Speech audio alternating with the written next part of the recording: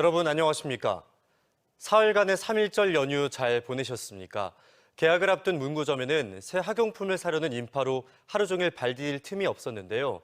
대학 캠퍼스에선 기숙사로 부지런히 짐을 옮긴 신입생들이 설렘 가득한 하루를 보냈습니다. 새학기 전날 표정을 조영준 기자가 담아봤습니다. 주말 오전부터 대형 문구점이 사람들로 북적입니다. 달콤했던 방학이 끝나고 찾아온 개학을 맞이해 공책부터 필통까지 나에게 필요한 학용품들을 하나하나 살펴봅니다. 알록달록 볼펜들도 진지한 표정으로 직접 하나하나 써보며 고르다 보면 시간 가는 줄 모릅니다. 부모님과 함께 문구점 곳곳을 돌다 보면 비어있던 장바구니엔 어느새 수북히 물건들이 쌓여 있고 설레는 마음으로 새 학기를 맞이할 준비도 마쳤습니다. 첫 고등학교 생활을 맞이하니까 공부도 중학교 때보다 더 하고 친구들과도 더 잘 지내고 싶고 좀 더 어른스럽게 고등학교 3년을 마치고 싶다는 생각이 듭니다. 새 학기의 기분 좋은 두근거림은 대학교에도 찾아왔습니다. 기숙사에 입사하기 위한 차량 행렬이 이어지고 차에서 내린 학생들은 저마다 옷가지 등이 든 짐가방과 커다란 박스들을 방으로 옮깁니다. 집으로 돌아가는 부모님과 마지막 인사를 나눌 땐 아쉬움과 설렘이 공존합니다. 엄청 긴장됐는데 그냥 와보니까 좀 뭔가 실감이 안 나요. 그냥 사람도 많이 만나고 그냥 여러 가지 경험해보면서 좀 적응하고 싶어요. 한편 경찰은 학생들의 교통안전을 위해 통학로 교통안전 캠페인을 진행하는 한편 교육청도 유치원과 학교 등의 급식 식중독 예방 특별점검을 나서는 등 새학기 운영에 만전을 기하고 있습니다. TJB 조형준입니다. 오늘 오후 서울에서 의대 증원에 반대하는 전국 의사 총걸기대회가 열린 가운데 대전에서도 지역 의사와 의대생 등 250여 명이 걸기대회 참석을 위해 전세버스 등을 이용해 상경한 것으로 파악됐습니다. 이들은 대부분 시의사회 소속 개원이들로 앞서 복귀 명령이 내려진 전공의들은 포함되지 않은 것으로 알려졌지만 개별적으로 상경한 의사들도 상당수 있는 것으로 전해졌습니다. 대전 지역 5개 주요 대학과 종합병원 전공의의 84%가량인 427명이 사직서를 낸 가운데 아직까지 큰 복귀의 움직임은 없었으며 정부는 국민의 생명을 볼모로 한 집단 행동에 굴하지 않을 것이라며 강대강 대치를 이어가고 있습니다. 천안 안서동은 재학생 수가 5만여 명에 달하는 전국 최대 규모의 대학촌이지만 기반 시설은 매우 열악한데요. 이를 개선하기 위해 대학촌 활성화 사업이 추진되고 있지만 전국적으로 유례가 없는 사업이다 보니 상당한 시일이 걸릴 전망입니다. 김진석 기자가 보도합니다. 단국대와 상명대, 백석대 등 5개 대학이 밀집해 전국 최대의 대학촌으로 꼽히는 천안시 안서동 일원입니다. 재학생 수만 5만여 명에 달할 정도로 젊은 층 유동인구가 많지만 주변 환경은 열악하기만 합니다. 5개의 대학이 모여 있지만 체계적인 도시 인프라 건설이 지연되면서 열악한 상권과 내부 교통망 부족으로 인해 개선의 필요성이 제기돼 왔습니다. 동네는 미로 형태, 건물들은 점점 노후화되고 있고 하천과 야산도 정비가 되지 않은 채 흉물스러운 모습으로 방치돼 있습니다. 밤에도 돌아다니기 너무 어둡고 밤에 그냥 여기서 친구들이랑 놀면 집에 들어가기가 너무 힘들죠. 충남도와 천안시는 이 일대를 대학인의 거리로 조성하기 위해 실무 전담팀을 구성하고 최근 기본 계획까지 마련했습니다. 청년 문화 생산과 신산업의 발원지라는 기본 구상으로 환경 개선과 기반시설 구축 등 총 27건 사업을 2031년까지 3단계에 걸쳐 추진합니다. 하지만 막상 사업을 시작하려고 보니 전례가 없는 사업인데다 잠정적인 소요 예산만 986억 원에 달해 사업 시작부터 애를 먹고 있습니다. 여러 가지 고려할 점들이 많이 보여서 기본 계획에서 빨리 좀 한 발 더 나가려면 우리가 뭘 어떻게 해야 되느냐를 좀 고민을 하고 있습니다. 고려대학교와 홍익대가 나란히 위치한 세종시의 대표적인 대학촌인 조치원읍 신안리 일원. 이것도 대학광장 조성과 가로환경 정비, 대학 문화거리 조성 사업들이 오래전부터 계획됐지만 사업의 첫 단추도 꿰지 못하고 한적한 시골 풍경 그대로입니다.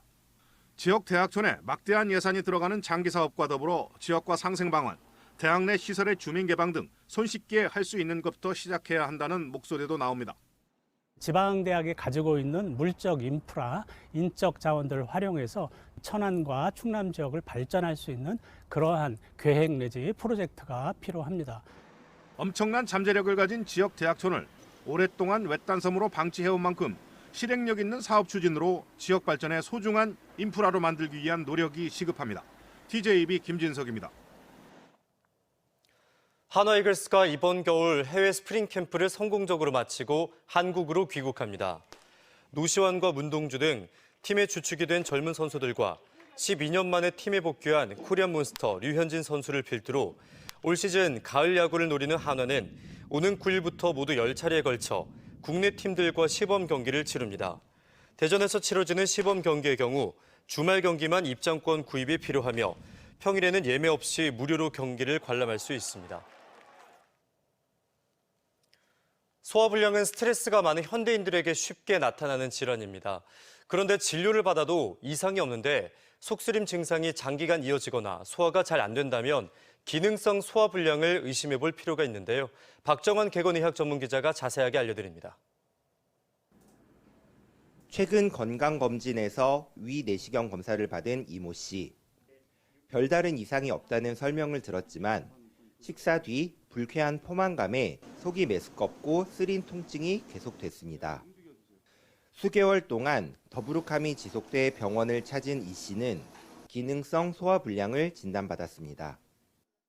내시경을 받은 뒤에 위가 건강하고 깨끗하다는 설명을 들어서 기능성 소화불량일 줄은 꿈에도 몰랐습니다. 기능성 소화불량은 위암이나 위궤양 같은 기질적 질환이 없는데도 장기간 통증이 이어지는 증상을 말합니다. 속쓰림이나 통증, 조기 포만감 등이 일주일에 3일 이상 지속되고 수개월씩 이어지면 의심해 봐야 합니다. 불쾌한 조기 만복감이나 상복 통증 그리고 쓰림과 같은 증상들이 6개월 이전부터 시작을 하고 최근 3개월 이내에 있는 경우에 우리가 기능성 소화불량증으로 정의를 하고 있습니다. 2020년 63만 명 수준이던 환자 수도 2년 만에 75만 명을 넘어서는 등 해마다 늘고 있습니다. 기능성 소화불량의 원인은 스트레스와 잦은 음주, 기름진 음식, 커피 등 다양합니다. 우리나라 국민 2명 중 1명이 감염된 것으로 추산되는 헬리코박터 파일로리 균도 발병 원인입니다. 해당 균이 위 점막에 염증을 유발해 소화기능 장애로 이어진다는 겁니다. 헬리코박터 균을 제균 치료하는 경우 일부에서 증상이 호전될 수 있습니다. 그래서 일반적인 치료에 호전이 없는 경우 이런 헬리코박터 치료를 적극적으로 고려를 해볼 수가 있겠습니다. 기능성 소화불량은 치료만큼이나 예방도 중요합니다. 커피와 술을 자제하고 천천히 식사하는 습관을 들이되 나물과 채소부터 먹어 과식을 방지하는 게 좋습니다.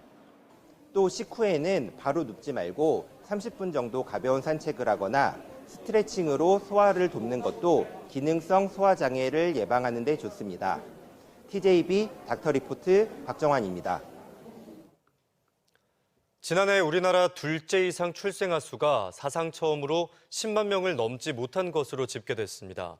통계청에 따르면 지난해 둘째 이상 출생아 수는 전년보다 12,000명 넘게 줄어든 9만 1,700명으로 지난 2018년 15만여 명에서 5년 만에 40%가 급감한 것으로 나타났습니다.